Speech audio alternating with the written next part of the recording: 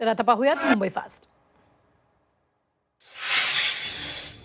महाराष्ट्राच्या राजकारणात सध्या हाय व्होल्टेज ड्रामा पाहायला मिळतोय. अशातच दोन्ही शिवसेना आपला वर्धापन दिन साजरा करणार आहे. उद्धव ठाकरेंच्या शिवसेनेचा मेळावा सायंच्या षण्मुखानंद सभागृहात पार पडेल. तर उपमुख्यमंत्री एकनाथ शिंदेंच्या शिवसेनेनं गोरेगावच्या निस्को ग्राउंडवर जय्यत तयारी केली. वर्धापन दिनानिमित्त दोन्ही शिवसेनेकडून मातोश्री परिसरात जोरदार बॅनरबाजी करण्यात आली. शिवसेनेकडून जनात शिवसेना मनात शिवसेना वसा शिवसेनेचा ध्यास महाराष्ट्राचा अशा आशयाचे बॅनर लागले. नवी मुंबई महानगरपालिकेच्या निमंत्रण पत्रिकेतून उपमुख्यमंत्री एकनाथ शिंदे यांचं नाव वगळल्याचं प्रकरण आता चांगलंच तापलंय. त्याचे तीव्र पडसाद महासभेत उमटलेले पाहायला मिळाले. निमंत्रण पत्रिकेतील या प्रोटोकॉलच्या वादावरून सत्ताधारी आणि विरोधकांमध्ये जोरदार खडाजंगी झाली आणि या वादाच्या पार्श्वभूमीवर मनपा आयुक्तांनी थेट राज्य शासनाला पत्र लिहून अभिप्राय मागवल्याची माहिती अतिरिक्त आयुक्तांनी सभागृहात दिली. तुमचं ऑपरेशन टायगर नंतर आता आमचं ऑपरेशन तुडवा सुरू होईल असा इशारा खासदार संजय राऊतांनी बंडखोरांना दिला. पळणारे टायगर नसतात, टायगर आम्ही आहोत असंही राऊतांनी म्हटलंय. ऑपरेशन तुडवा नसून शिवसेना उद्धव बाळासाहेब ठाकरे पक्ष बुडवा ही संजय राऊतांनी सुरू केलेली मोहीम असल्याचं विधान नरेश मस्के यांनी केलंय. शिवसेना उद्धव बाळासाहेब ठाकरे पक्ष बुडवा आणि काँग्रेस वाढवा ही राऊतांची मोहीम असल्याचा टोला मस्के यांनी लगावला. बैमानी करणाऱ्यांना सोडायचं नाही, कुणी फुटलं तर त्याला रस्त्यात तोडवा असं आवाहन खासदार संजय राऊतांनी शिवसैनिकांना केले. राऊतांच्या याच विधानावरून मंत्री गिरीश महाजन आणि खासदार नरेश मस्के यांनी राऊतांवर निशाणा साधला. त्यांच्याकडे तोडवण्यासाठी कोणीही उरलं नसल्याचा टोला गिरीश महाजन यांनी लगावला. राऊतांमुळेच पक्ष फुटल्याचा दावा मंत्री गिरीश महाजन यांनी केलाय. त्यांच्या पक्षात तडा करायलाही कोणी राहिलं नाहीये असं महाजन म्हणाले. राऊत आधी पवारांचं गुणगान करत होते, नंतर राहुल गांधींचं गुणगान करू लागले. त्यांनी असंच काम सुरू ठेवावं म्हणजे आमचं काम सोपं होईल असं राऊत म्हणाले. फुटलेल्यांमध्ये टायगर कोण आहे, राजकारणाला टायगर म्हणतात का असं म्हणत शिवसेना उद्धव बाळासाहेब ठाकरे पक्षाचे खासदार अरविंद सावंत यांनी फुटलेल्या खासदारांवर टीका केली. देशासमोर अनेक प्रश्न असताना दुसरीकडे लक्ष दिलं जात असल्याचंही सावंत यांनी म्हटलं. सुषमा अंधारेंनी खासदार नागेश पाटील आष्टीकर सुपुत्र कृष्णा आष्टीकर यांच्यावर तीव्र शब्दात टीका केली. कृष्णा आष्टीकर यांना विधान परिषदेच्या निवडणुकीत महाविकास आघाडीचा उमेदवार म्हणून पुढे करणं ही निवड दिशाभूल असल्याचं अंधारेंनी म्हटलं. तसंच कृष्णा आष्टीकर हा सुद्धा त्यांच्या वडिलांसारखा चतुर आहे अशी थेट टीका त्यांनी केली.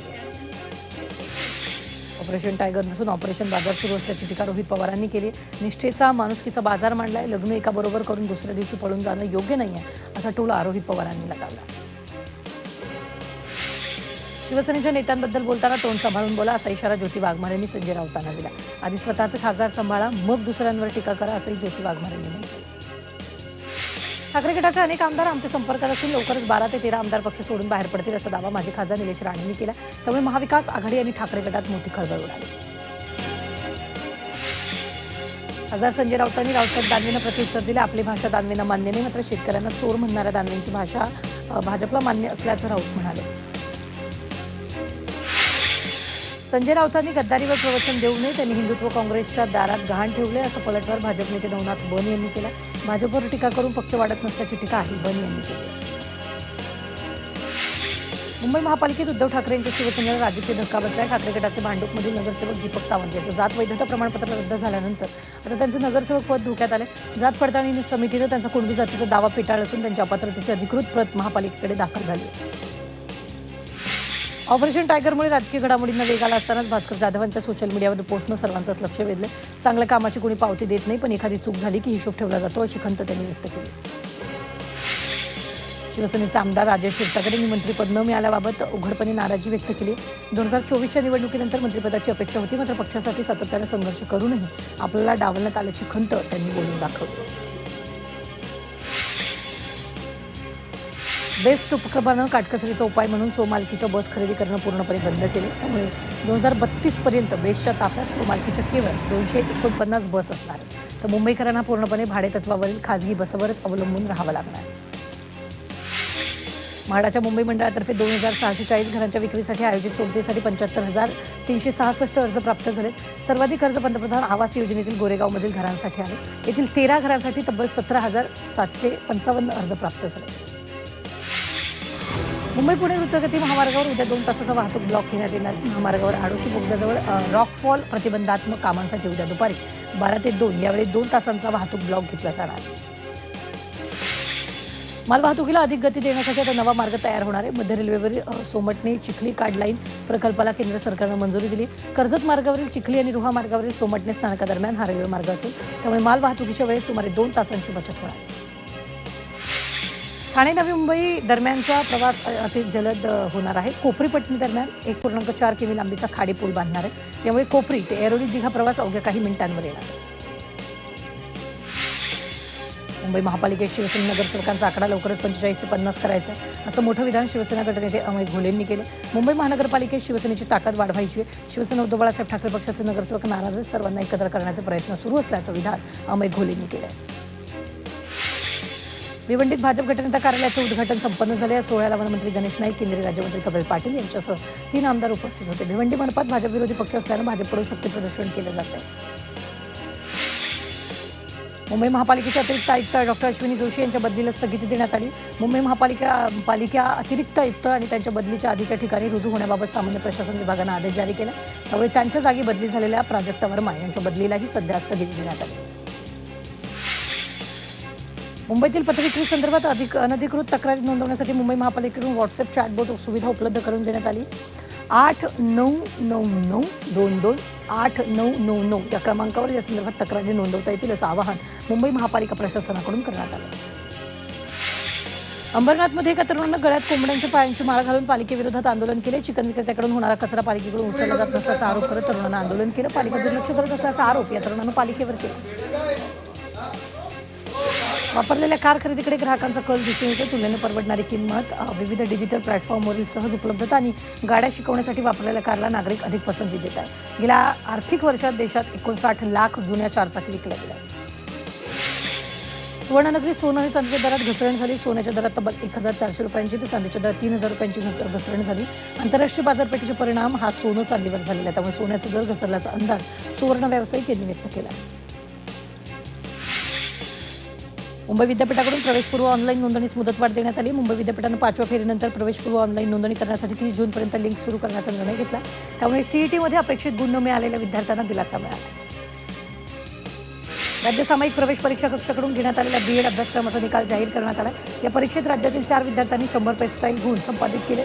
तर परीक्षेचा निकाल विद्यार्थ्यांच्या लॉग इनमध्ये उपलब्ध करून देण्यात आला असून या अभ्यासक्रमाची केंद्रीभूत प्रवेश प्रक्रिया लवकरच सुरू करण्यात येणार आहे. 11वी प्रवेशाची तिसरी यादी 23 जूनला जाहीर होणार आहे. आतापर्यंत 6,35,000 विद्यार्थ्यांचे प्रवेश निश्चित झाले. या फेरीत महाविद्यालय मिळालेल्या विद्यार्थ्यांना 25 जून रोजी सायंकाळी 6 पर्यंत प्रवेश निश्चित करण्याची संधी आहे. राज्यात उन्हाचा तडाखा वाढल्यानं उकाड्यामुळे शाळा सकाळच्या सत्रातच भरवण्याची मागणी करण्यात येते. उन्हाच्या तडाख्यामुळे विद्यार्थ्यांना आरोग्याच्या समस्यांना सामोरं जावं लागू शकतं. त्यामुळे विद्यार्थी पालकांकडून पुढील 15 दिवस दुपारऐवजी फक्त सकाळच्या सत्रात भरवण्याची मागणी करण्यात येते.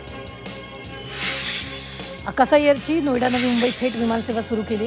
या 2 नव्यानं कार्यान्वित झालेल्या ग्रीनफील्ड विमानतळाला थेट जोडणारी पहिली विमान कंपनी ठरली. या विमानसेवेमुळे देशाच्या वाढत्या विमान वाहतूक पायाभूत सुविधांनाही पाठिंबा मिळण्याची शक्यता आहे.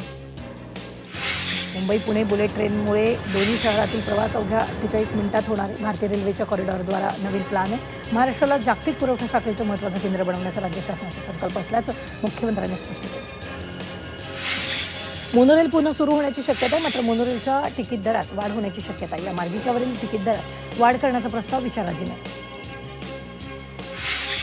आपत्कालीन परिस्थितीत पाण्याचा पुरवठा करण्यासाठी मुंबई महापालिकेकडे स्वतःचे 33 टँकर असेल. त्यामुळे पिण्याच्या पाण्याची मागणी वाढल्यास भाडेतत्वावर पाण्याचे टँकर घेऊन पाणी पुरवठा करा असे आदेश महापालिका जलअभियंता विभागानं वॉर्ड स्तरावर संबंधित विभागांना दिले. मुंबईतील पाणीसाठा 10% आला. 9 जुलैपर्यंत सध्याचा नियमित पाणीसाठा पुरवणार आहे.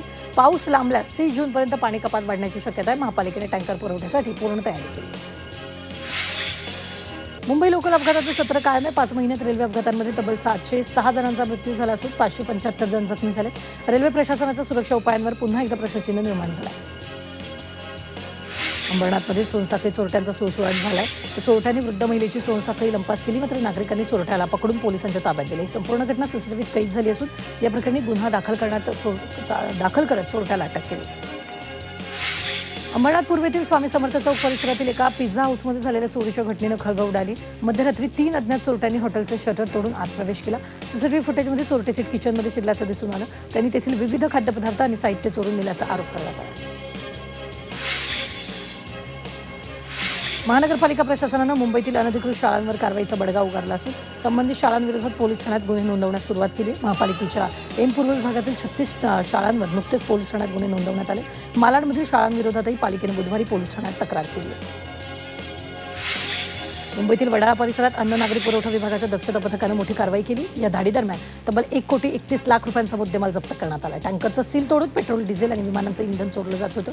दक्षता पथकानं कारवाई करत एकूण 53,000 लिटर इंधनाचा साठा आणि 2 टँकर जप्त केले. भिवंडीतून एक मोठी आणि धक्कादायक बातमी समोर आली. ठाणे क्राईम ब्रांचनं भिवंडीत छापा टाकून स्फोटकांचा मोठा साठा जप्त केला. या कारवाईत 307 जेलिटेनच्या कांड्या आणि 110 डेटोनेटर हस्तगत करण्यात आले. या प्रकरणी 7 आरोपींविरोधात गुन्हा दाखल करण्यात आला. भिवंडीत धक्कादायक प्रकार समोर आला. इलेक्ट्रिक साहित्याच्या नावाखाली कोट्यवधींची विदेशी दारूसाठा जप्त करण्यात आला. तर भिवंडी एक्साईज विभाग आणि कल्याण भरारी पथकानं संयुक्त कारवाई करत नाशिक मुंबई महामार्गावर सापळा रचून कोट्यवधींचा दारूसाठा जप्त केला. वडाळ्यात बालमजुराकडून नालेसफाई करून घेतल्याप्रकरणी आता कारवाईला सुरुवात झाली. कंत्राटदारावर ब्लॅकलिस्टची प्रक्रिया सुरू झाली. तसंच बालकामगार कायद्याअंतर्गत गुन्हे अशी घोषणा मुंबई महापालिका उपायुक्त अभिजित बांगर यांनी सभागृहात केली. नवी मुंबईतील खारघर सेक्टर 19 मधील आदित्य हाईट्स सोसायटीमध्ये एक धक्कादायक प्रकार समोर आला. एका मांजराला चक्क प्लास्टिकच्या पिशवीमध्ये टाकून अज्ञातस्थळी फेकण्यात आल्याची धक्कादायक घटना घडली. मांजराला पिशवीत भरतानाचा व्हिडिओ समोर आला. मांजरीसोबत क्रूरतेनं वागणाऱ्यावर कठोर कारवाई करावी अशी मागणी प्राणीप्रेमींनी केली. कल्याण पूर्व परिसरात गावठी कट्टा बाळगून फिरणाऱ्या एका सराईत गुन्हेगाराला कोळशेवाडी पोलिसांनी सापळा रचून अटक केली. निलेश क्षीरसागर असं अटक करण्यात आलेल्या आरोपीचं नाव असून त्याच्याकडून एक देशी बनावटीचा गावठी कट्टा जप्त करण्यात आला. प्रकरणी कोळशेवाडी पोलीस ठाण्यात गुन्हा दाखल करण्यात आला.